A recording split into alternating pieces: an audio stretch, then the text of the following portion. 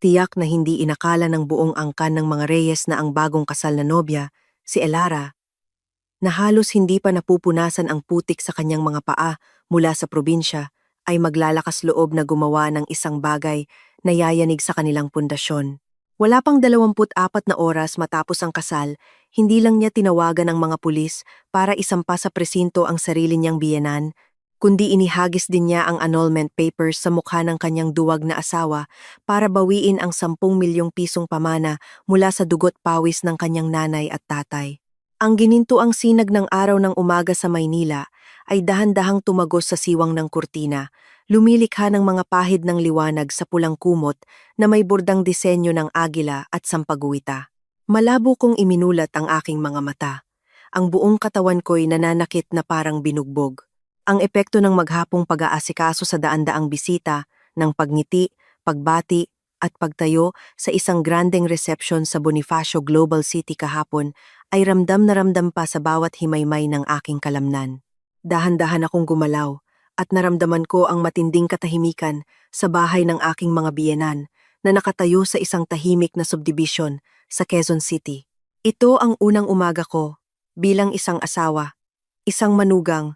Ang pakiramdam ng pagiging dayuhan ay dumagan sa aking dibdib, ngunit sinabi ko sa sarili na kailangan kong mag-adjust. Dahan-dahan akong bumangon, maingat na huwag lumikha ng anumang ingay upang hindi magising si Leo, ang lalaking kapapakasal ko pa lang. Nakatagilid siya sa akin, mahimbing na humihinga. Bumaba ako sa kama, isinuot ang tsinelas, at marahang naglakad patungo sa antigong tokador na gawa sa nara sa sulok ng silid. Kalat-kalat doon ang mga lagayan ng pampaganda, kolorete, at di mabilang na hairpins na iniwan ng makeup artist kahapon. Ngunit ang aking mga mata ay agad na napako sa isang maliit na kahon na nababalutan ng pulang velvet, maingat na nakalagay sa ikalawang drawer. Hindi iyon isang ordinaryong kahon. Sa loob ng malambot na telang iyon ay naroon ang buong pagmamahal, pawis, luha, at buong buhay na pag-iimpok ng aking mga magulang. Ang nanay at tatay ko ay mga magsasaka mula sa Laguna. Buong buhay nilang ibinabad ang kanilang mga paa sa putik at ibinilad ang likod sa araw. At sa kanilang pagsisikap ay nakabili sila ng isang lupain sa tabi ng highway.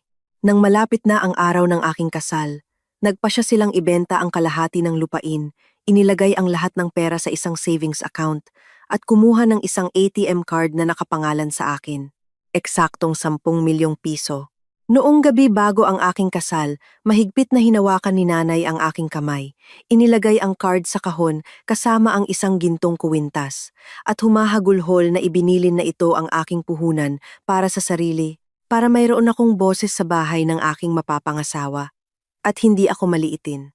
Maingat kong binuksan ang drawer, binuhat ang kahon, at ang biglaang gaan nito ay nagpatigil sa tibok ng aking puso. Agad kong binuksan ang tansong trangka. Ang 2 sentimetrong gintong kuwintas ay naroon pa. Ngunit sa puwang sa tabi nito, ang aking turkesang ATM card na naglalaman ng 10 milyong piso ay tuluyan ng naglaho. Natulala ako, paulit-ulit na kumurap, pilit na iwinawaksi ang sapin ng kahon baka sakaling nahulog lang ito sa ilalim. Binuksan ko ang lahat ng iba pang drawer, hinalughog ang makeup kit, sinilip ang ilalim ng mesa at hinanap sa sahig. Ang puso ko'y nagsimulang kumabog ng malakas. Isang masamang premonition ang bumara sa aking lalamunan. Sa loob ng silid na ito, mula kagabi hanggang ngayon, kami lang ni Leo ang narito. Nakalak ang pinto mula sa loob. Imposible na may magnanakaw na makapasok para lang kunin ang isang ATM card habang iniiwan ng ginto. Mabilis akong lumingon at lumapit sa kama. Nanlalamig ang aking mga kamay habang marahas kong inuuga ang balikat ng aking asawa. Leo, gumising ka. Gising at kausapin mo ako ngayon din. Napakunot ang noo ni Leo, umungol, at dahan-dahang iminulat ang mga mata. Pinaningkitan niya ako. Ang mukha'y bakas ang inis dahil sa maagang paggising. Ano ba yun, Elara? Ang aga-aga pa nang gigising ka. Hayaan mo muna akong matulog. Pagod na pagod ako sa pag-aasikaso ng mga bisita kagabi. Tumayo ako ng tuwid, ipinulupot ang mga braso sa aking dibdib, pilit na pinipigilan ang panginginig ng aking boses, ngunit nanatili itong matigas. Nasaan na yung ATM card ko na nasa loob ng velvet na kahon sa tokador? Kagabi bago ako matulog, ako mismo ang naglagay doon. Ngayon wala na. Nang marinig ang salitang ATM card, ang antok sa mukha ni Leo ay tila biglang naglaho. Mabilis siyang umupo. Kinamot ang ulo, ngunit ang kanyang mga mata ay umiiwas, nakatingin sa kung saan sa bintana. Ang kanyang kilos ay halatang hindi natural. Lumunok siya, umubo, at sumagot ng mas mahina kaysa karaniwan. Hindi ko alam yan. Gamit mo yan. Dapat ikaw ang nakakaalam. Baka kung saan mo lang nailagay o nahulog sa bag mo. Hanapin mo na lang mamaya. Tinitigan ko siya ng diretso sa mata. Pilit na hinuhuli ang kanyang tingin. Ang pagkadismaya ay nagsimulang gumapang sa aking puso. Mahigit 1 taon kaming magkasintahan bago kami nagpakasal. Palaging ipinapakita ni Leo na siya ay isang tapat at simpleng tao. Ngunit ang kanyang inaasal ngayon ay nagpapakita ng isang palpak na pagtatangka na magsinungaling. Huwag ka nang magsinungaling, Leo. Kagabi, habang tinatanggal ko ang mga alahas ko, katabi kita. Sinabi mo pa nga na itago kong mabuti baka mawala. Nakalak ang kwartong ito buong gabi. Bukod sa ating dalawa, sino pa ang makakapasok dito? Kung kinuha mo, ibalik mo na sa akin. Pawis at luha yan ng mga magulang ko. Ayokong gawin itong biro. Si Leo ay nagsimulang mataranta. Hinaplos niya ang kanyang mukha. Kinuha ang telepono sa bedside table, pinindot-pindot ito ng walang dahilan at ibinaba ulit. Bumuntong hininga siya, ngunit matigas pa ring umiiwas sa aking tingin. Nakakatawa ka, Elara. Bakit ko naman kukunin ang card mo? Hindi ko hawak yan, pero ang ingay-ingay mo. Kapag narinig ka ni Mama, papagalitan na naman tayo. Mga unang araw mo pa lang dito bilang manugang. Umayos ka nga. Ang mga salita ni Leo ay parang langis na ibinuhos sa apoy.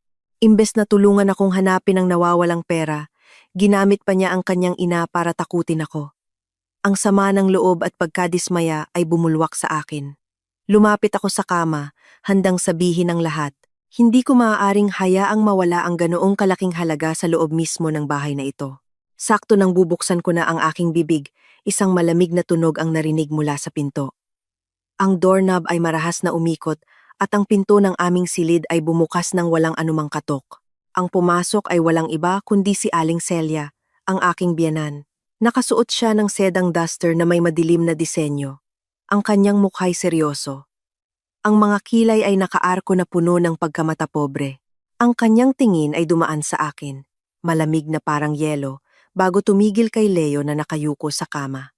Ang basta-bastang pagpasok ng biyenan sa silid ng bagong kasal niyang anak sa umaga ay ikinagulat ko ng husto na hindi ako nakakilos. Ang konsepto ng privacy ay tila hindi umiiral sa bahay na ito. Dahan-dahang lumakad si Aling Celia sa gitna ng silid. Ipinulupot ang mga braso at nagsalita sa isang dominanteng tinig, bawat salita'y malinaw na sumisira sa tensyon sa pagitan naming mag-asawa. Huwag niyo nang hanapin. Ako ang kumuha ng card na yan. At hindi mo kailangang pahirapan si Leo. Wala siyang alam diyan. Umagang-umaga, nakikipagsagutan ka na sa asawa mo. Gusto mo bang guluhin ang bahay na ito? Ang aking biyenan ay kaswal na inamin na siya ang nagnakaw ng aking ari-arian sa loob mismo ng aming silid. Huminga ako ng malalim. Pilit na pinapakalma ang sarili at tinitigan siya ng diretsyo. Ano po ang sinasabi ninyo, Ma? Kailan po kayo pumasok sa kwarto namin? At bakit po ninyo pinakialaman ang personal kong gamit at kinuha ang ATM card na iyon? Regalo po iyon sa akin ng mga magulang ko. Sarili ko po iyong ari-arian. Ngumisi si Aling Celia. Ibinulsa niya ang kanyang kamay sa seda niyang duster. Kumuha ng isang nakatuping papel at inihagis ito sa tokador sa harap ko. Bumagsak ang papel at bumukas. Sinulyapan ko ito isang kopya ng aking personal na credit card statement mula sa 2 buwan bago ang kasal. Malinaw na nakalista doon ang mga ginastos ko sa pamimili ng damit, cosmetics, isang designer bag na regalo ko sa sarili pagkatapos ng isang malaking proyekto sa trabaho, at ang gastos sa isang bakasyon kasama ang aking mga malalapit na kaibigan bago ako ikasal. Buksan mo ang mga mata mo at tingnan mo yan. Itinuro ni Aling Celia ang papel. Ang kanyang boses ay matigas at puno ng matinding pagpuna. Ito ang aksidenteng nakita ko sa bag mo noong naglilinis ako ng sala. Tingnan mo kung gaano ka kagastadora. Mga branded na gamit, mamahaling pampaganda, at paglalakwat siya kung saan-saan. Isang babaeng wala pang asawa, pero kung gumastos ay parang walang bukas. Balak mo bang dalhin ang pagiging maluho mo rito para bangkarotehin ang pamilyang ito? Kinuyom ko ang aking mga palad, ang mga kuko ko'y bumaon sa aking balat para pigilan ang galit. Ang insultong ito ay sobra na. Ang palihim niyang paghalungkat sa aking bag para tingnan ang aking bank statement ay isang malinaw na paglapastangan. Ngayon, ginagamit pa niya iyon bilang dahilan para nakawin ang aking 10 milyong piso. Ma, pera ko po iyon na pinaghirapan ko. Nagtatrabaho po ako at mataas ang sahod. Karapatan ko pong gastusin iyon para sa sarili ko. Ang pamimili o pagbabakasyon ko bago ako ikasal ay walang kinalaman sa pananalapi ng pamilya natin ngayon. At lalong hindi po iyon nagbibigay sa inyo ng karapatan na kunin ang ATM card ko. Huwag ka nang sumagot-sagot.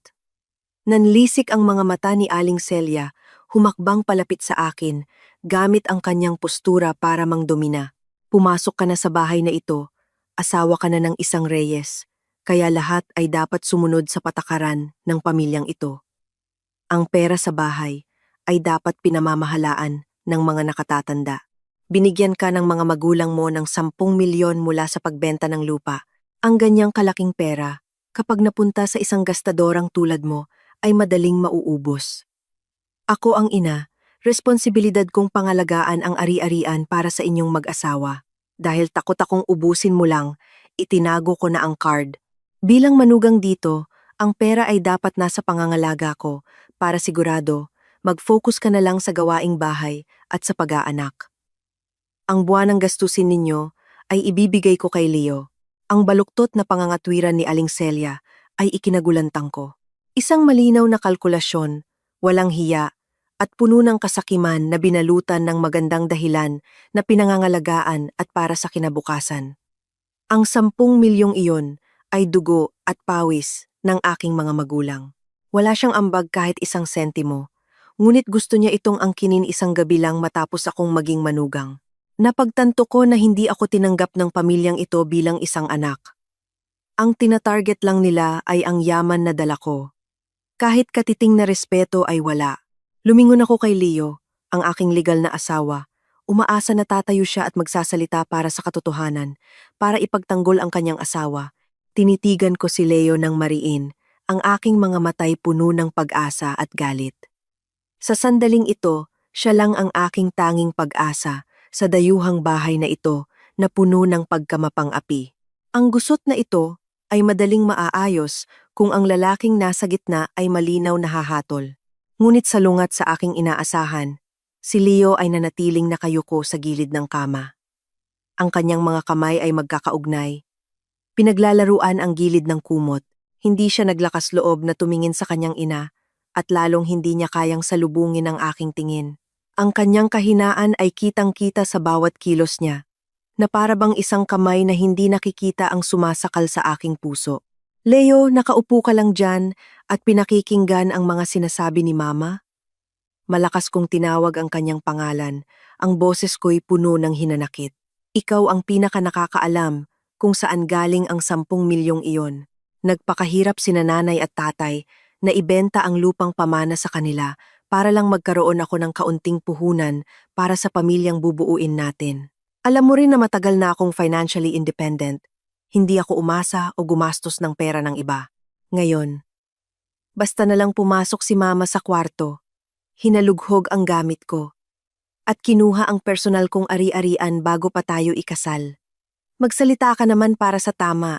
Si Aling Celia ay nakatayo sa tabi, nakakrus ang braso, nakatingin sa anak na may halong pagbabanta, sa ilalim ng presyon mula sa dalawang babae. Si Leo ay marahang nagsalita. Ang boses ay halos pabulong na parang isang batang nagkamali. Lara, kumalma ka muna. Ginagawa lang naman ni Mama to para sa kinabukasan nating dalawa. Ibigay mo na lang ang password kay Mama. Nasa bangko pa rin naman ang pera. Hindi naman nawawala. Bakit kailangan mong mag-iskandalo kung may nakatatanda sa pamilya na namamahala sa pera? Mas maganda, di ba? Napaatras ako ng isang hakbang, para akong binuhusan ng isang baldeng malamig na tubig sa gitna ng tag-araw.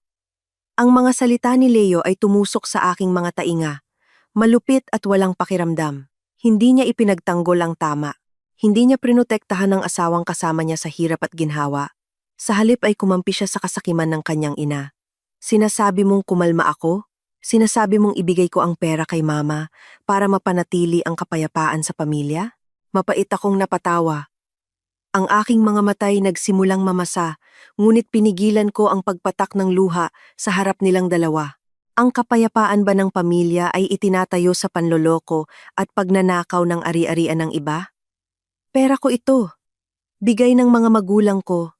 Bakit ko kailangang ipahawak sa iba? Asawa ba kita o anino lang ng nanay mo?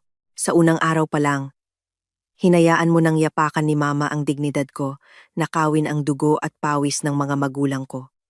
At nagagawa mo pa ring magbigay ng duwag na payo na magtiis na lang ako. Nang marinig ang matatapang kong salita, namula ang mukha ni Leo sa hiya. Mabilis siyang tumayo, akmang hahawakan ang aking kamay, ngunit iwinaksi ko ito, determinadong iwasan ang kanyang paghawak. Huwag kang magsalita ng ganyan. Bilang manugang, dapat marunong kang magbigay sa biyenan mo. Hindi naman niya kukunin ang pera. Itatago lang niya ang card. Maging masunurin ka na lang. Huwag mong hayaang pagtawanan tayo ng mga kapitbahay na bagong kasal pa lang ay nag-aaway na. Sumimangot si Leo, pilit na ginagamit ang mga walang kwentang dahilan para supilin ako, umaasang susuko na lang ako para matapos na ang usapan. Ang sukdulang pagkadismaya ay bumalot sa aking isipan. Tiningnan ko ang matangkad na lalaki sa aking harapan, at bigla siyang naging dayuhan at kaawa-awa sa aking paningin.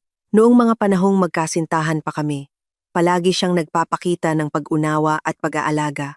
Gumuhit siya ng isang magandang kinabukasan para sa isang maliit at independenteng pamilya kung saan sabay naming aabutin ang aming mga pangarap. Lahat pala ay isang ilusyon. Sa likod ng makisig na imahe ng isang HR manager sa isang pribadong kumpanya, ay isang duwag na lalaking nakakapit sa saya ng kanyang ina, walang sariling paninindigan, at handang isakripisyo ang kanyang asawa para sa isang pekeng kapayapaan sa pamilya. Ang pagsisisi sa pagpili ng maling tao ay nagsimulang kumain sa aking kaluluwa. Ngunit alam kong hindi ito ang oras para maging emosyonal. Ang pag-iyak o pagmamakaawa dito ay walang silbi. Kailangan kong maging matatag para bawiin ang kung ano ang sa akin. Inayos ko ang aking buhok, itinayo ang aking likod, at ang aking boses ay naging malamig at tiyak. Sasabihin ko po sa inyo, Ma, at sa iyo, Leo. Ang 10 milyong piso na iyon ay aking personal na ari-arian bago pa man tayo ikasal. Wala akong obligasyon na ibigay ito sa kahit sino para pamahalaan. Pakiusap. Ma, ibalik ninyo sa akin ang ATM card ngayon din. Kung hindi ninyo ito ibabalik, may sarili akong paraan para bawiin ito. Pagkasabi niyon, nilagpasan ko si Aling Celia at lumabas ng silid. Kailangan ko ng mas maluwag na espasyo para mag-isip, para harapin ang mga taong ito na tuso. Hindi ko hahayaang matrap ako sa maliit na silid tulugan na pinagtutulungan ng mag-inang ito. Mabilis akong lumabas ng kwarto at dumiretso sa malawak na sala ng Pamilya Reyes. Ang lumang istilong bahay na may mga upuang gawa sa kamagong na may masalimuot na ukit, isang maringal na altar na may umaalimbukay na insenso. Karaniwan, ang lugar na ito ay nagbibigay ng pakiramdam ng init at tradisyon, ngunit ngayon, para sa akin, ito ay nakakasakal at puno ng pagbabanta. Pabagsak akong umupo sa isang silya, huminga ng malalim para pakalmahin ang aking puso na kumakabog ng mabilis. Wala pang 5 segundo, galit na sumunod si Aling Celia sa akin palabas. Ang mga takong niya'y tumataginting sa sahig na baldosa, nagpapakita ng kanyang matinding inis. Si Leo ay sunod-sunuran din sa likod ng kanyang ina. Ang mukha'y kulay abo. Ang mainit na pagtatalo ay hindi na limitado sa loob ng 4 na sulok ng silid tulugan, kundi lumabas na sa pampublikong espasyo. Lumapit si Aling Celia sa mesa, nagsali ng isang tasa ng matapang na kapeng barako, inubos ito sa isang lagok, at malakas na ibinagsak ang tasa sa tanso na tray. Isang matinis na tunog ang umalingaw-ngaw. Lumingon siya sa akin. Ang kanyang mga matay may halong panunuya at lantad na hamon. Sino ang tinatakot mo sa bahay na ito? Akala mo ba kung hindi mo ibibigay ang password, sa'yo pa rin ang card na yan? Kung magaling ka, sige, kunin mo. At pagkasabi niyon, dinukot ni Aling Celia ang isang bagay mula sa ilalim ng kanyang duster. Inilabas niya ang isang maliit at matigas na plastic card. Inipit niya ito sa pagitan ng kanyang mga daliri, itinaas sa tapat ng kanyang mukha at iwinagayway sa direksyon ko. Nang makita ko ang card na iyon, kumulo ang dugo ko. Iyon ang aking Philippine identification. PhilID. Card. Ma, bakit po ninyo hawak ang PhilID ko? Mabilis akong tumayo, akmang aagawin ito, ngunit mabilis itong itinago ni Aling Celia sa kanyang likuran. Sinabi ko na, naglilinis ako, at nakita kong kalat-kalat ang mga gamit mo kaya itinago ko sa isang lugar. Pati itong PhilID mo, hawak ko rin. Huwag kang magkakamaling gumawa ng kahit anong kalokohan sa likod ko. Ngumisi si Aling Celia. Ang mukha'y nagpapakita ng kasiyahan ng isang taong may hawak ng kapangyarihan. Ang ginawa ni Aling Celia ay tunay na napakatuso. Kahit matanda na siya, alam niya ang mga proseso sa gobyerno ngayon. Kung walang PhilID, hindi ako makakapunta sa bangko para mag-report ng nawawalang card. Hindi ako makakapag-withdraw ng pera, hindi makakapag-transfer ng malaking halaga, at ni hindi makakabili ng plane ticket o mag-check-in sa hotel kung gugustuhin kong umalis. Pinlano niya ang lahat ng maigi para putulin ang lahat ng aking mga daan para ipitin ako sa isang sulok. Ang lantad na panghihimasok ay hindi lang sa aking mga personal na gamit, kundi ngayon sa pinakamahalagang dokumento ng isang mamamayan. Ang ginagawa ninyo ay labag sa batas. Ma, wala kayong karapatan na itago ang ID ng ibang tao. Ibalik ninyo yan sa akin ngayon din. Sigaw ko. Sinusubukang gamitin ng batas para takutin siya. Anong batas sa bahay na ito? Dito, ako ang batas. Biyenan na nagtatago ng ID ng manugang, sinong pulis ang mag-aaksaya ng oras para makialam sa problema ng pamilya? Huwag mong gamitin ang batas para takutin ang matandang ito, sabi ni Aling Celia habang dinuduro ako. Ang kanyang kilos ay napaka-agresibo. Sasabihin ko sa'yo, malinaw ang kondisyon ko. Ibigay mo ngayon din ang password ng ATM card na may 10 milyon. Kapag na-check ko na at nailipat na ang pera sa account ni Leo, saka ko lang ibabalik ang PhilID mo. Kung hindi, asahan mong mananatili ka sa bahay, magluluto, maglilinis, at huwag kang mangarap na makalabas ng pinto, magtrabaho, o pumunta kahit saan. Ginagamit niya ang aking sariling ID para i-blackmail ako, para pilitin akong isuko ang 10 milyong piso na pinaghirapan ng aking mga magulang. Lumingon ako ulit kay Leo. Nakatayo pa rin siya na parang isang rebulto. Ang tingin ay nasa ibang direksyon, ganap na kinukonsinti ang ilegal at mapang-abusong kilos ng kanyang ina. Sa isang iglap, nasuklam ako. Isang pamilyang nagpapanggap na edukado at may pinag-aralan sa kabisera ng Pilipinas. Ngunit sa loob, nagtatago ang walang hanggang kasakiman at mga karumal-dumal na plano. Gusto nilang ubusin ang lahat sa akin mula sa unang araw ko bilang manugang. Nakatayo ako sa gitna ng sala, matatag na nakatingin sa mag-ina. Sa aking isipan, nagsimulang mabuo ang mga matatalinong ideya. Ang direktang komprontasyon sa ngayon ay dehado ako. Hawak niya ang aking ID. Hindi ko ito maaaring agawin dahil mag-isa lang ako at baka ako pa ang mapagbintangang nanakit ng biyanan. Kung magpapatuloy ang pag-aaway, hindi ko na mababawi ang aking PhilID at ang pagprotekta sa 10 milyon ay magiging napakahirap. Kailangan kong humanap ng ibang paraan. Isang mas matalinong paraan para baliktarin ang sitwasyon. Ang sala ay binalot ng nakakabinging katahimikan. Ang tunog ng tiktak ng lumang orasan sa dingding ay parang martilyong pumupukpok sa aking mga nerbiyos. Nang mapagtanto na dehado ako sa kasalukuyang sitwasyon, na hawak niya ang pinakamahalaga kong pagkakakilanlan, sinabi ko sa sarili na kailangan kong kumalma. Hindi ko maaaring hayaang sirain ng galit ang aking plano. Dahil ang pakikipagmatigasan sa mga taong sakim at makitid ang isip tulad ng mag-inang ito ay walang patutunguhan, nagpasya akong magbago ng stratehiya. Gagampanan ko ang papel ng isang mahina, masunurin at sunod-sunurang manugang. Huminga ako ng malalim. Dahan-dahang nirelax ang aking mga balikat na kanina pa tensyonado. Pinilit kong hinaan ang aking boses. Ang aking mga matay nakatingin sa sahig, nagpapakita ng pagpapakumbaba at pagsunod.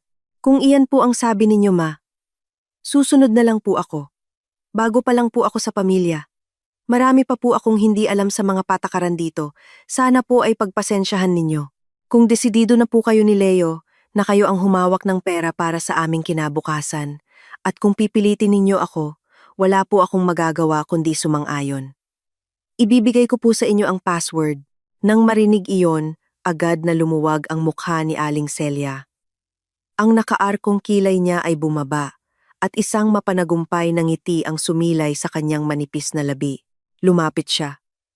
Marahang tinapik ang aking balikat, at ang kanyang tono ay mabilis na nagbago, naging matamis na parang isang mapagmahal na ina. Ayan! Ganyan dapat ang manugang ko. Kung sa simula pa lang ay naging masunurin ka na, di sana tahimik ang bahay na ito. Itinatago ko lang naman ang pera para sa inyo. Ano naman ang gagastusin ng isang matandang tulad ko? O sige, ano ang password ng card? Sabihin mo na para maisulat ko. Si Leo, na nakatayo sa tabi, ay nakahinga rin ng maluwag. Ngumiti siya at lumapit para haplusin ang aking likod. Ang mukha'y puno ng paghanga dahil ang kanyang asawa ay marunong nang umintindi. Pinigilan ko ang pagduduwal na umaakyat sa aking lalamunan dahil sa kanilang pagkukunwari. Itinaas ko ang aking ulo, ang mukha ko'y nagpapakita ng inosente at bahagyang pag-aalala at maingat na inilahad ang aking kondisyon. Pero, ma, napakalaki po ng 10 milyon. Buong buhay po naipon iyon ni nanay at tatay. Matagal na pong gawa ang ATM card na ito at bihira kong tingnan habang nasa kahon. Baka po may problema sa sistema ng bangko o nabawasan ng pera. Baka sa huli, kapag hindi na eksaktong 10 milyon, ako pa po ang sisihin ninyo na nagtago ng pera. Gusto ko po sanang pumunta tayo sa bangko para masigurado na buo pa ang 10 milyon sa account at magpaprint ng bank statement na may kumpirmasyon ng balanse. Doon lang po ako mapapanatag na ibigay sa inyo ang password at ilipat ang pera. Bahagyang natigilan si Aling Celia. Nang marinig iyon, ang kanyang mga matay naningkit sa pag-iingat. Tinitigan niya ako ng masuri. Ngunit ang aking tapat na ekspresyon at lohikal na dahilan ay nagpalambot sa kanya. Ang kanyang kasakiman ay bumulag sa kanyang pag-iisip. Ang ideya na makikita niya mismo ang numerong 10,000 sa isang opisyal na dokumento bago niya ito hawakan ay isang tuksong hindi niya matanggihan. Lumingon si Aling Celia kay Leo at tumango. May punto siya. Mas mabuting may kasulatan. Baka mamaya, binigyan lang tayo ng card na walang laman. Mapahiya pa ako. Sige, magbihis ka na. Tayong dalawa ang pupunta. Leo, ihanda mo ang motor, ihahatid mo kami sa bangko sa Katipunan Avenue ngayon din. Pagkatapos niyan, pwede na tayong umuwi para mag-almusal. Mabilis na sumunod si Leo. Tumakbo palabas para kunin ang kanilang scooter. Maingat na tinapik ni Aling Celia ang bulsa ng kanyang duster, kung saan nakatago ang aking PhilID at ATM card, at ngumiti ng may pagtatagumpay. Bumalik ako sa silid, pumili ng isang maayos at disenteng damit. Nang tumingin ako sa salamin, isang ibang babae ang nakita ko, hindi na ang masaya at mahinang nobya ng kahapon. Ngayon, ang aking mga mata ay puno ng lamig at determinasyon. Akala nila ay nabali na nila ang aking loob, na napasuko na nila ako para ibigay ang aking yaman. Akala nila, sa paghawak nila sa aking ID, ay matatalian na nila ako habang buhay. Ngunit hindi nila alam na ang pagpayag kong pumunta sa bangko ay ang unang hakbang sa perpektong patibong na inihanda ko.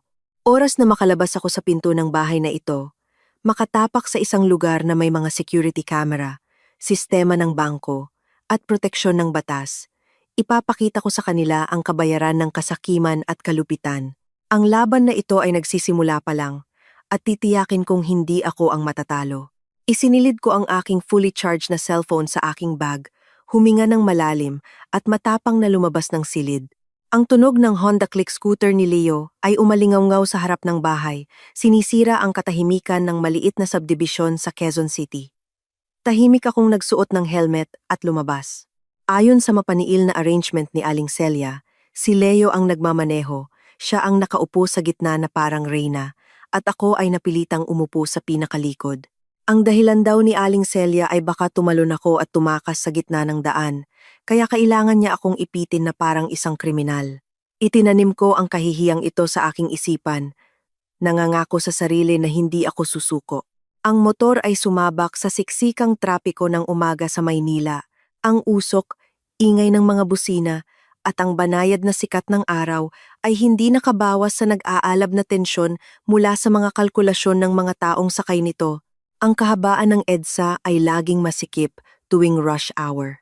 Habang nakaupo sa harap ko, si Aling Celia ay tila hindi nakakaramdam ng pagod o ingay. Walang tigil siyang lumingon-lingon para sermonan ako. Ang matinis niyang boses ay nalulunod kahit ang ingay ng mga sasakyan.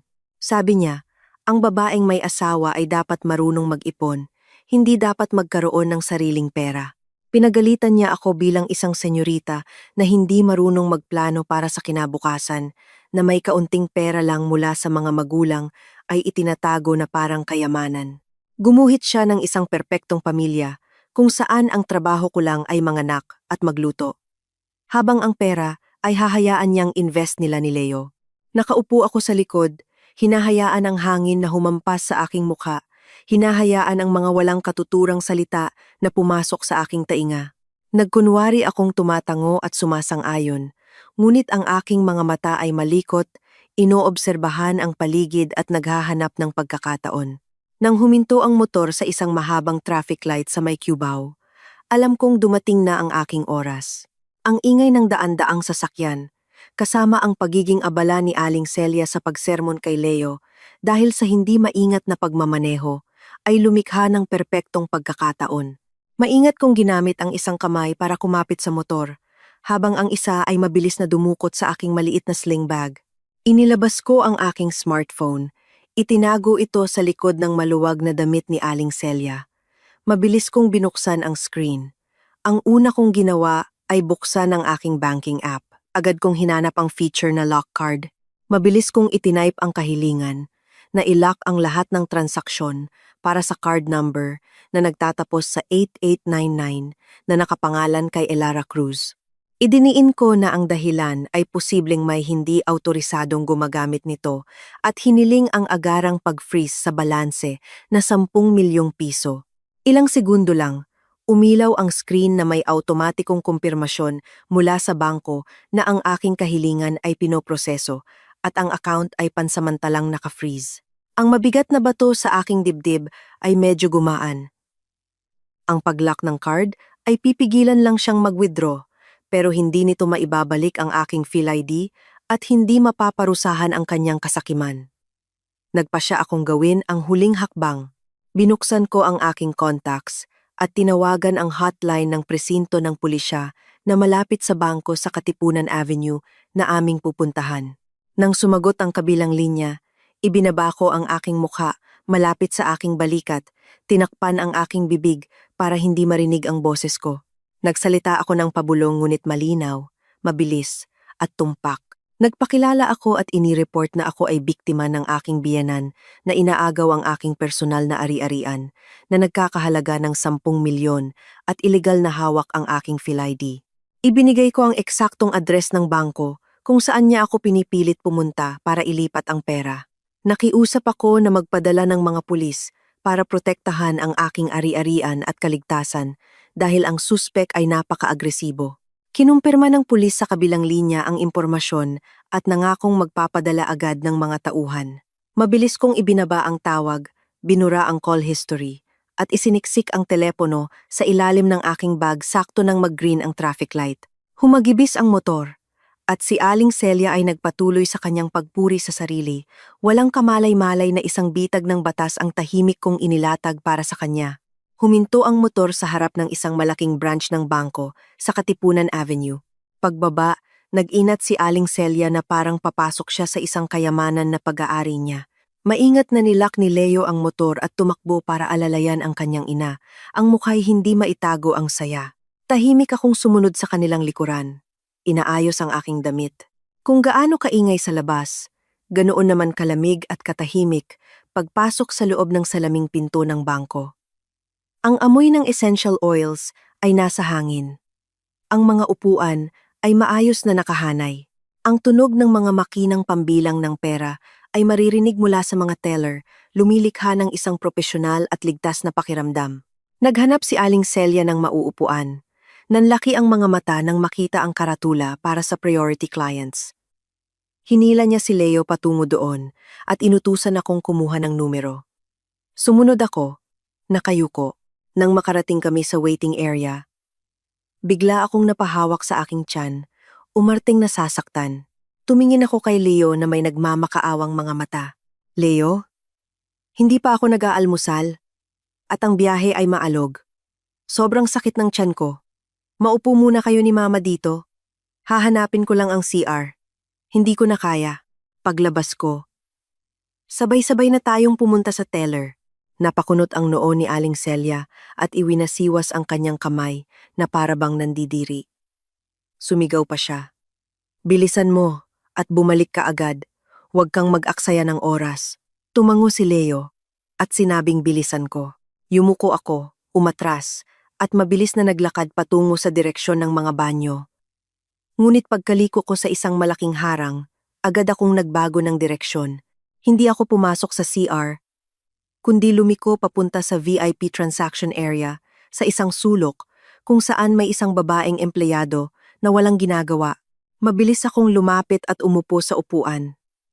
Ngumiti ang teller. Tinitigan ko siya ng diretsyo. Ibinalik ang aking kumpiyansa bilang isang team leader. Malinaw kong ipinaliwanag ang sitwasyon. Sinabi kong, ako ang may-ari ng account na nagtatapos sa 8899 na nag-request na i-freeze ito dahil sa suspetsya ng pagnanakaw. Ngayon, narito ako para personal na i-report na nawawala ang card, i-deactivate ito ng permanente, at humingi ng kopya ng aking bank statement bilang ebidensya. Seryosong nag-type sa computer ang empleyado. Hiniling niya ang aking PhilID para sa verification. Kalmado kong inilabas ang aking telepono at binuksan ang aking digital ID, ang e-PhilID. Ipinaliwanag ko na ang aking pisikal na ID ay iligal na hawak ng isang kamag-anak na may masamang intensyon. Hiniling ko sa bangko na tanggapin ang aking digital ID, na legal at balido para protektahan ang aking mga karapatan. Pumayag ang empleyado. Maingat na ikinumpara ang aking mukha sa larawan sa system at isinagawa ang mga security checks. Ang proseso ay naging mabilis at maayos. Wala pang 5 minuto, narinig ko ang tunog ng printer. Inilapag niya sa harap ko ang isang bank statement na may selyo ng bangko. Kumukumpirma na ang 10 milyong piso ay buo at hindi nagalaw. Kasama nito ang isang dokumento na nagsasabing ang aking pisikal na card ay permanenteng na-deactivate na. Lahat ng transaksyon gamit ito ay imposible na. Mabilis kong pinirmahan ang mga papeles at maingat na itinago ang bank statement sa aking bag. Isang malaking ginhawa ang bumalot sa akin. Ligtas na ang aking pera. Lahat ng panggigipit ni Aling Celia para makuha ang password ay ngayon ay walang saysay. Nailatag na ang bitag at oras na para lumabas at panoorin ang pinakamagandang bahagi ng palabas. Dahan-dahan akong lumabas mula sa VIP area. Ang aking mukha ay kalmado na parang walang nangyari. Sa regular na waiting area, si Aling Celia ay paikot-ikot na parang langgam sa mainit na kawali. Ang kanyang mga mata ay malikot na naghahanap, at nang makita niya akong galing sa ibang direksyon at hindi sa banyo, ang suspetsa sa kanyang mukha ay sumabog sa galit. Mabilis na sumugod si Aling Celia patungo sa akin. Ang magaspang niyang kamay ay akmang hahablot sa aking kwelyo, ngunit mabilis akong umatras. Saan ka galing? Sabi mo sa CR ka pupunta. Bakit dyan ka sa sulok na yan nang galing? Anong kalokohan ang ginawa mo sa likod ko, ha? Sigaw niya. Ang mukha'y namumula sa galit. Tumakbo rin si Leo, litong-lito. Tumayo ako ng tuwid nakatingin kay Aling Celia na may awa. Itinuro ko ang teller's counter at nagsalita ng malakas para marinig ng mga tao sa paligid. Galing po ako sa CR, tapos dumaan na rin ako sa teller. Hindi nyo na po kailangang itago ang card na yan. At hindi nyo na rin po kailangang malaman ang password. Katatapos ko lang pong ipareport na nawawala ang card at permanenteng ilock ang account na may 10 milyon. Ngayon, yung plastic card sa bulsa ninyo ay isa na lang piraso ng walang kwentang plastic. Kahit itapon niyo pa yan sa basurahan, walang pupulot. Nang marinig iyon, ang mukha ni Aling Celia ay mula sa pula ay naging putla na parang patay. Nanlaki ang kanyang mga mata. Ang bibig ay nakabukas ngunit walang salitang lumalabas. Natataranta niyang dinukot ang turkesang card. Tinitigan ito, at pagkatapos ay tumingin sa akin na parang nakakita ng multo. Inabot ng ilang segundo bago na proseso ng kanyang utak ang nakakagimbal na impormasyon. Pera, pangarap na yaman, kapangyarihan sa manugang lahat ay naglaho sa isang iglap. Ang matinding pagkadismaya ay mabilis na naging isang hindi makontrol na kabaliwan. Diyos ko, mga kababayan, tingnan ninyo ang walang utang na loob na manugang na ito. Biglang sumigaw si Aling Celia. Ang kanyang boses ay umalingaw-ngaw sa buong bangko. Ang nakabibinging sigaw ay nagpagulat sa lahat. At hindi pa doon natapos, biglang lumuhod si Aling Celia sa malamig na sahig. Nagpagulong-gulong siya, hinahampas ang sahig. Ang mga paa ay sumisipa-sipa na parang isang batang nagmamaktol. Ang kanyang damit ay nagusot, ang buhok ay nagulo. Ang imahe ng isang respetadong biyenan ay naglaho. Napalitan ng isang taong walang pinag-aralan na nag-iiskandalo sa publiko. Habang nagpagulong-gulong, umiiyak siya ng malakas. Niloko niya ako.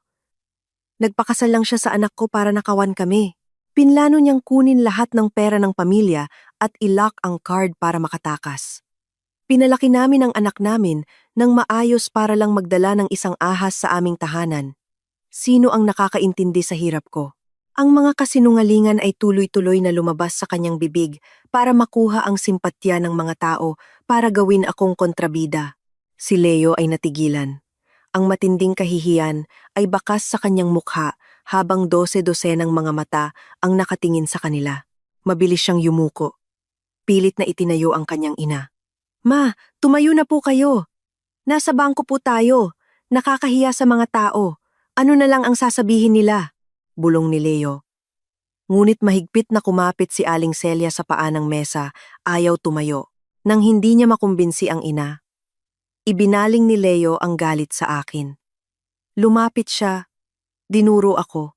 Ang mga matay nanlilisik. Elara, nababaliw ka na ba? Nakikita mong naghihirap si mama pero nakatingin ka lang? Sino ang nagsabi sa yung ilock mo ang card? Pumunta ka sa teller ngayon din, sabihin mong i-unlock ito at i-withdraw lahat ng pera para ibigay kay mama. Bilisan mo, bago pa kita saktan. Mapait akong ngumiti. Ang natitirang pagtingin ko sa kanya, bilang asawa, ay tuluyan nang namatay sa mga salitang iyon. Hindi ako umatras. Tinitigan ko siya sa mata at buong tapang na nagsalita. Saktan? Sasaktan mo ako sa gitna ng bangko? Pakinggan mong mabuti. Pera ko ito. Karapatan kong i-lock o i-unlock ito. Ninakaw ng nanay mo ang gamit ko. Itinago ang ID ko para i-blackmail ako. Ngayon, nag-iiskandalo siya para siraan ako. Pasalamat ka at hindi ko pa siya kinakasuhan. Huwag kang umasa, nasusuko pa ako ulit. Ang mga tao sa bangko ay nagsimulang magkumpol-kumpol. 12-12 ng cellphone ang itinaas. Kumukuha ng video. Ang insidente ay naging isang libreng sirko sa gitna ng lungsod. 2 security guard ang mabilis na lumapit, pilit na pinapaalis si Aling Celia. Ngunit mas lalo siyang nagwala, hinahamon pa ang mga guwardiya. Ang sitwasyon ay naging magulo. Sakto sa kasagsagan ng gulo, isang sirena ng pulis ang umalingaw-ngaw mula sa labas. Bumukas ang pinto at 2 unipormadong pulis ang mabilis na pumasok. Ang pagdating ng mga awtoridad ay agad na nagpatahimik sa lahat. Ang mas matandang pulis, isang kapitan, ay nagsalita ng malakas. Lahat manatiling kalmado. Sino ang gumugulo dito? Nang marinig ang pulis, si Aling Celia ay tila nakakita ng kaligtasan. Mabilis siyang tumayo, pinagpaga ng damit, at umiiyak na lumapit sa kapitan. Dinuduro ako. Tulungan ninyo po ako, mga sir. Itong manugang ko. Manloloko. Gusto niyang nakawin ang pera namin. Pinigilan namin siya, kaya nag-iskandalo siya. Hindi ako natinag. Humakbang ako palapit, kalmado, at may kumpiyansa. Kabaligtaran ng itsura ni Aling Celia. Magandang araw po mga sir. Ako po ang tumawag sa presinto kanina. Ako po si Elara Cruz. Ang babaeng sumisigaw at naninira sa akin ay ang aking biyenan. Ang totoo po ay kabaligtaran ng sinasabi niya. Kaninang umaga, pumasok siya sa kwarto ko. Hinalughog ang gamit ko at ninakaw ang ATM card ko na may 10 milyon na bigay ng mga magulang ko. Bukod pa po roon, iligal niyang hawak ang PhilID ko at pinilit akong pumunta dito para ibigay ang password. Pakisuri niyo po ang kanang bulsa niya. Naroon pa rin po ang ID at card ko. Naging seryoso ang mukha ng kapitan. Tumingin siya kay Aling Celia. Narinig ninyo ba ang paratang niya?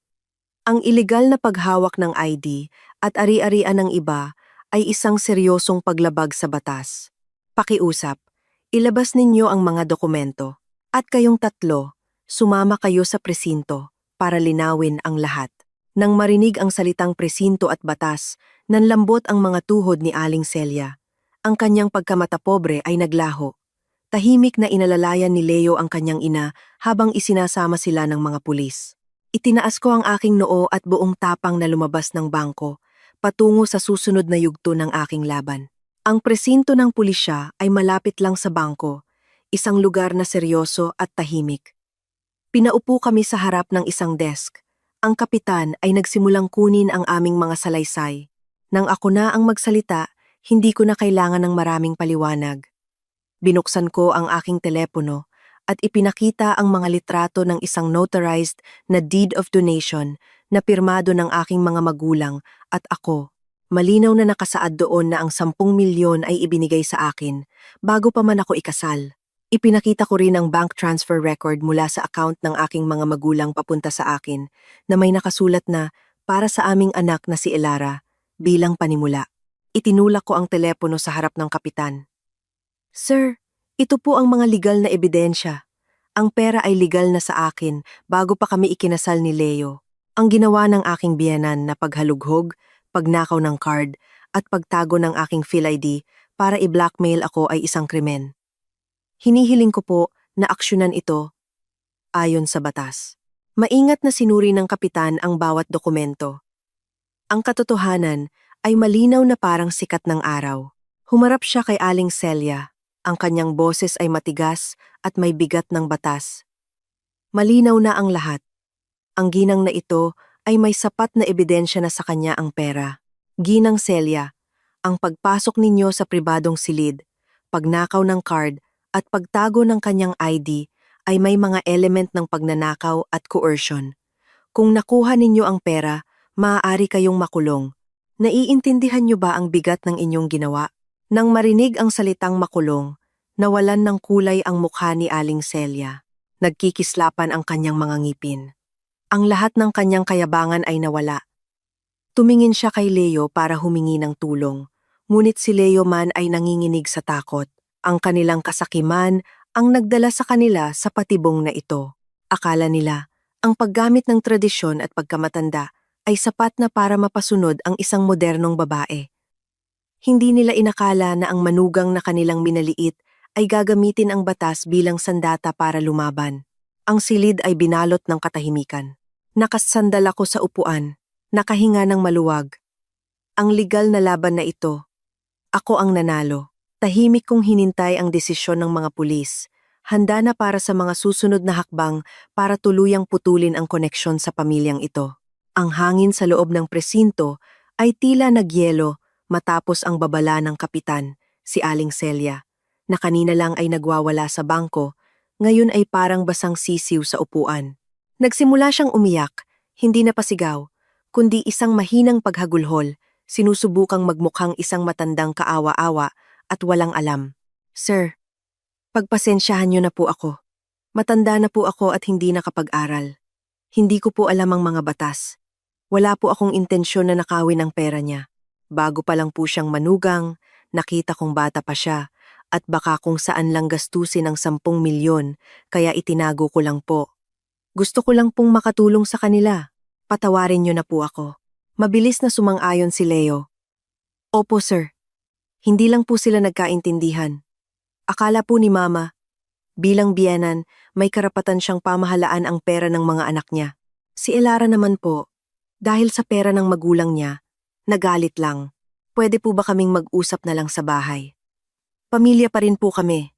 Nang marinig ko ang kanilang pagkukunwari, lalo akong nagalit. Leo, huwag mong sabihing hindi pagkakaunawaan. Anong klaseng hindi pagkakaunawaan ang palihim na pagpasok sa kwarto ng asawa mo para magnakaw? Ang pagtago ng ID ko at paggamit nito para pilitin akong ibigay ang password kung hindi ko na-lock ang card. Nasa akin pa kaya ang pera ngayon? Malinaw ang lahat. Ang kasakiman ng nanay mo at ang iyong pagkonsinte ay hindi maitatanggi. Humarap ako sa kapitan, ang boses ko'y kalmado ngunit matatag. Sir, hindi po ako pumapayag sa areglo. Ang paglabag sa batas ay dapat harapin ayon sa batas. Hinihiling ko pong gumawa kayo ng report at parusahan ang ilegal na paghawak niya sa aking ID. Gusto ko pong makuha ang aking PhilID ngayon din. Kung walang aral na matututunan, patuloy niyang babaliwalain ang batas at ang karapatan ng iba. Nang marinig ito, humagulgol si Aling Celia. Ngunit alam kong iyon ay mga luha ng buwaya. Umiiyak siya hindi dahil sa pagsisisi, kundi sa takot sa parusa. Nanlisik ang mga mata ni Leo sa akin, bumubulong na wala akong utang na loob na ginigipit ko ang kanyang ina.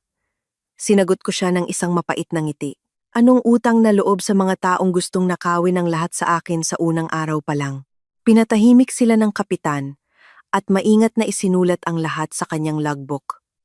Matapos suriin ang lahat, mula sa mga ebidensya hanggang sa ginawang gulo sa bangko, nagbigay siya ng desisyon. Ginang Celia, ilabas ninyo ang PhilID at ATM card ni Ginang Cruz at ibigay sa kanya ngayon din. Hindi pinahihintulutan ng batas ang ilegal na paghawak ng ID ng iba. Nanginginig na inilabis ni Aling Celia ang mga card mula sa kanyang bulsa at inilapag sa mesa. Kinuha ito ng pulis, sinuri, at ibinigay sa akin. Sa sandaling nahawakan ko ang aking ID, para akong nabunutan ng tinik.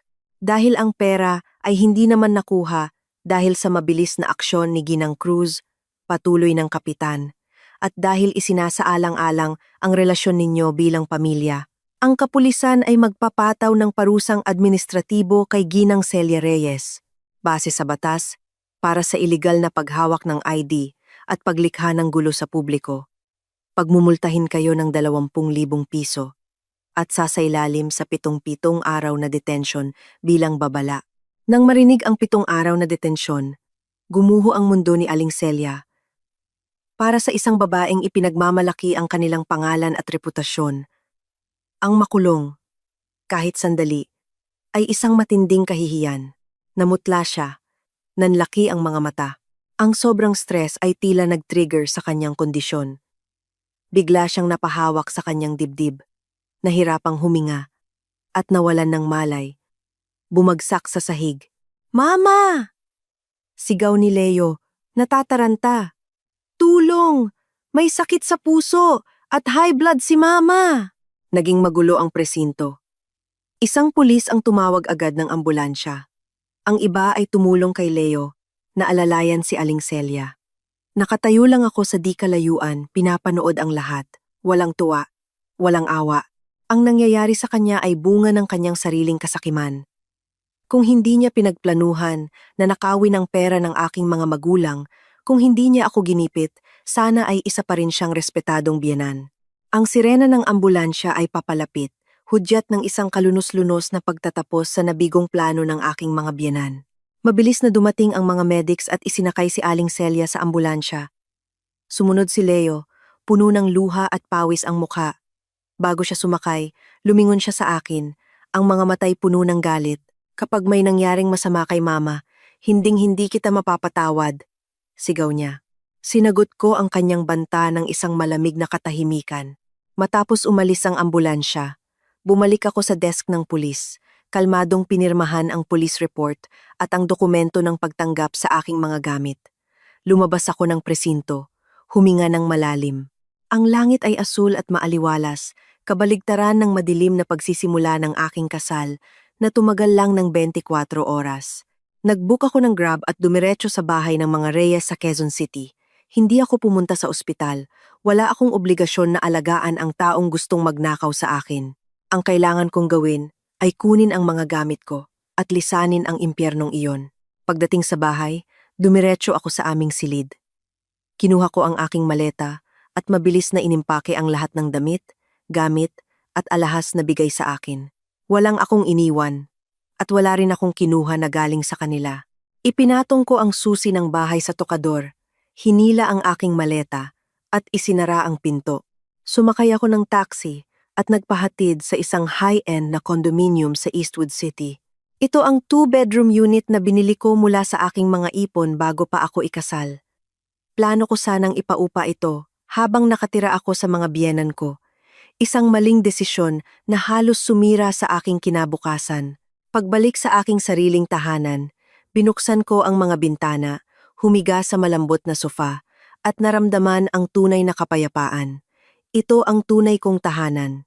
Pagsapit ng gabi, walang tigil ang tawag ni Leo. Hindi ko sinagot. Makalipas ang isang oras, may malakas na kumakatok sa pinto. Sa intercom, nakita ko si Leo. Gusot ang damit at buhok. Sumisigaw siya. Nagmamakaawang buksan ko ang pinto para mag-usap. Sabi niya, ligtas na raw ang ina niya, pero kailangan pa ring bantayan.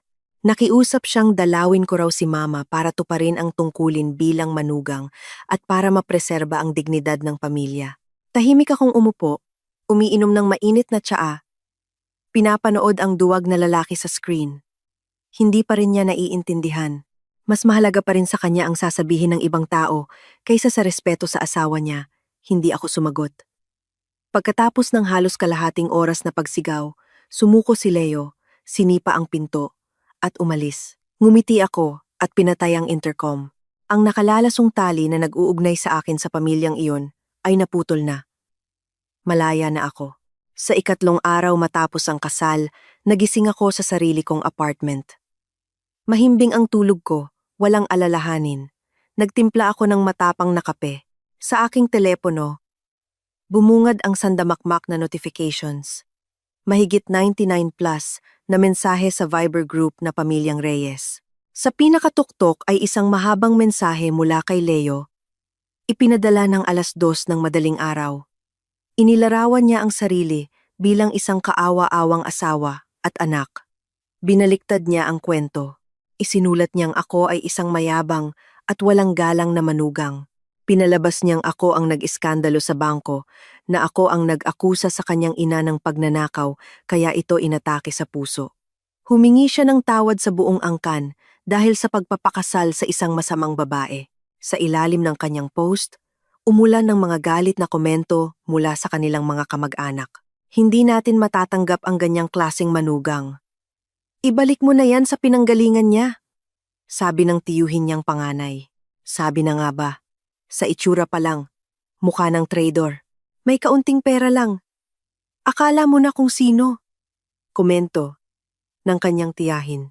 Dose-dosenang mensahe ang nagtulak kay Leo na turuan ako ng leksyon at piliting lumuhod sa ospital para humingi ng tawad kay Aling Celia. Hinusgahan nila pati ang pagpapalaki sa akin ng aking mga magulang. Imbes na magalit, natawa na lang ako. Mga taong bulag sa isang panig lang ng kwento. Ito ang lalong nagpatibay sa aking desisyon. Panahon na para tapusin ang palabas na ito. Binuksan ko ang aking photo gallery. Pinili ko ang 2 pinakamahalagang larawan, ang malinaw na kopya ng police report na nagsasaad ng multa at 7 araw na detention ni Aling Celia dahil sa ilegal na paghawak ng aking ID at ang kopya ng notarized deed of donation na nagpapatunay na ang 10 milyon ay sa akin. Inupload ko ang 2 larawan sa group chat. Pagkatapos, gumawa ako ng isang mensahe para sa mga tiyo, tiya at sa buong pamilya Reyes. Ang katotohanan po ay kabaligtaran ng sinabi ni Leo. Ang 10 milyon ay dugot pawis ng aking mga magulang. Sa unang araw ko bilang manugang, ninakaw ito ng aking biyenan kasama ang aking PhilID na ginamit para i-blackmail ako. Ang pagka-ospital niya ay hindi dahil sa akin, kundi dahil sa sobrang gulat sa parusang iginawad sa kanya ng mga pulis dahil sa kanyang ilegal na gawain. Ang mga larawang ipinadala ko ay ang legal na ebidensya. Pakiusap, pag-aralan ninyong mabuti bago ninyo yurakan ang aking pagkatao at ang aking pamilya. Pagkasend ko, ang kaninang maingay na group chat ay biglang naging parang sementeryo. Walang isa man lang ang nag-comment. Lahat sila ay seen. Ang katotohanang may matibay na ebidensya ay isang malakas na sampal sa kanilang mga mukha. Siguradong abala na sila sa pagtawag kay Leo para kumpirmahin ang kahihiyang ito. Habang tahimik ang kanilang mundo, biglang tumawag ang aking nanay. Nanginginig ang boses. Anak, anong nangyari? Pinapahirapan ka ba nila? Papunta na kami dyan. Pinigilan ko ang aking emosyon at pinakalma sila. Nay, tay, okay lang po ako. Ligtas na po ang pera. Ang biyanan ko po ang nagkamali at nahaharap na po siya sa batas. Nakauwi na po ako sa sarili kong kondo. Huwag na po kayong mag-alala. Malaki na po ang anak ninyo. Kaya ko pong protektahan ang sarili ko.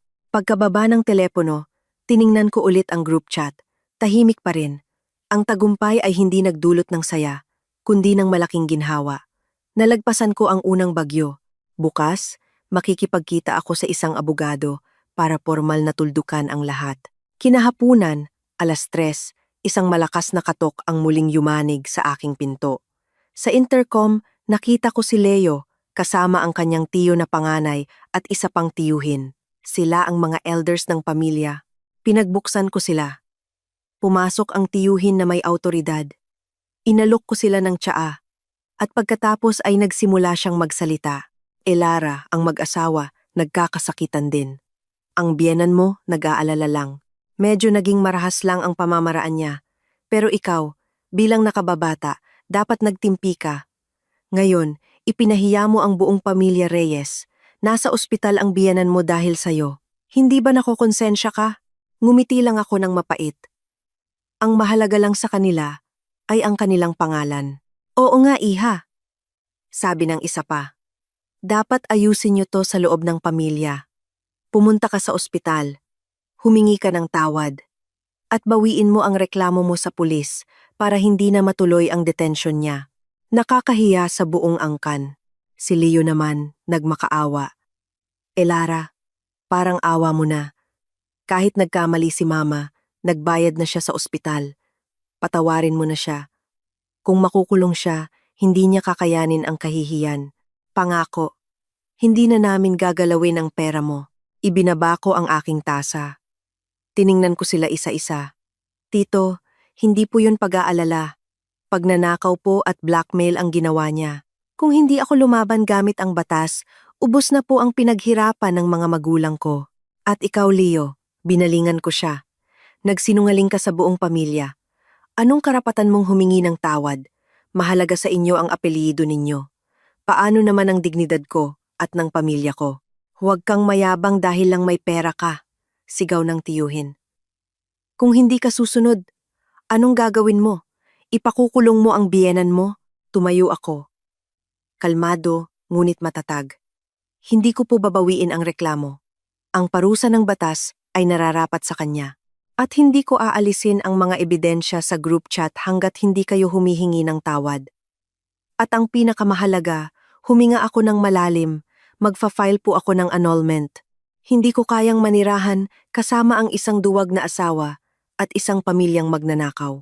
Natigilan silang tatlo. Ang salitang annulment ay isang bombang sumabog sa kanilang pag-aakala.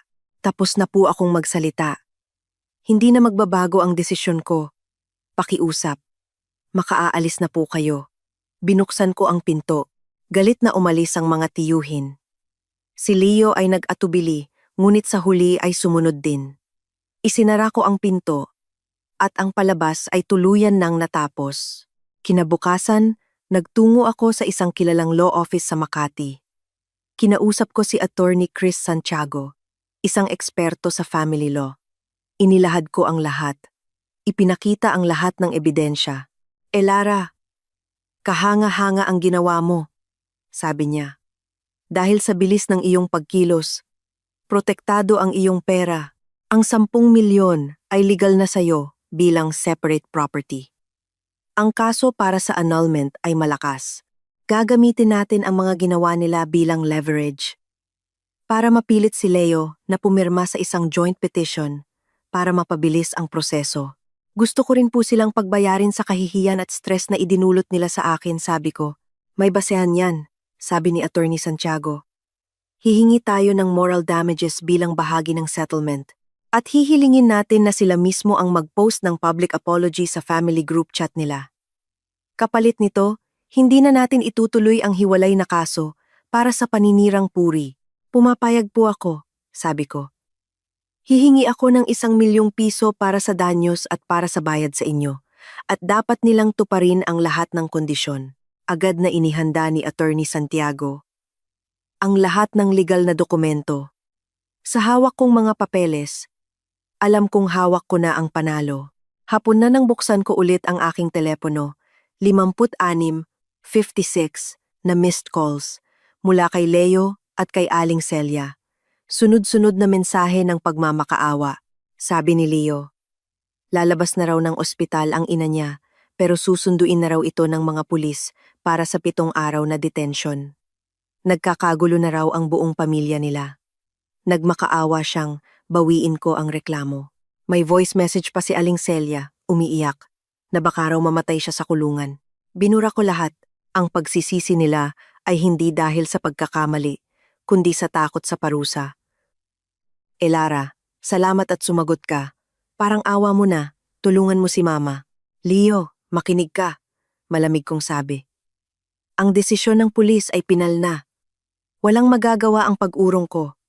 Panagutan niya ang ginawa niya. Tumawag ako para sabihin ang mga kondisyon ko para sa annulment. Ibinigay ko ang 4 na kondisyon.